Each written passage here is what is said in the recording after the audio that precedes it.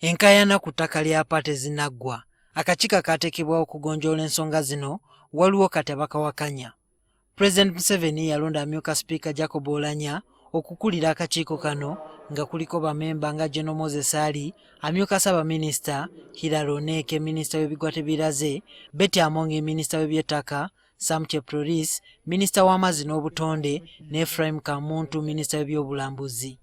Wabula olwaleero ababaka okuva mu Adjumani okubadde omubaka omukyala owa disitulikiti eno Jessica Babiku ne Mark Angel Dulu, omubaka wa Adjumani East, bagamba nti Oulanyah tagwanidde kubeera akakiiko kano kubanga aliko oludda.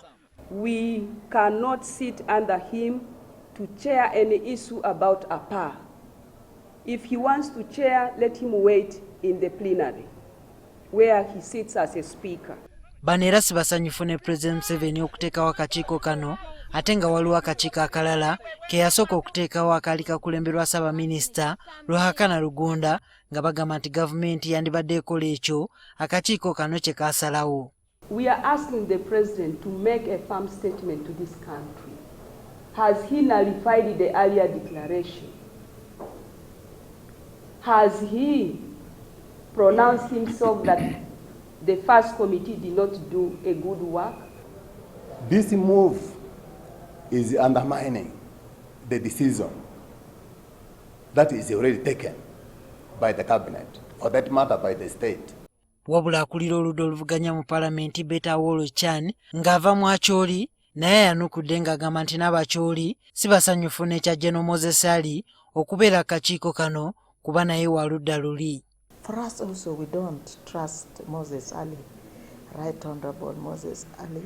People like even Honorable Betty Amoy, we don't trust them.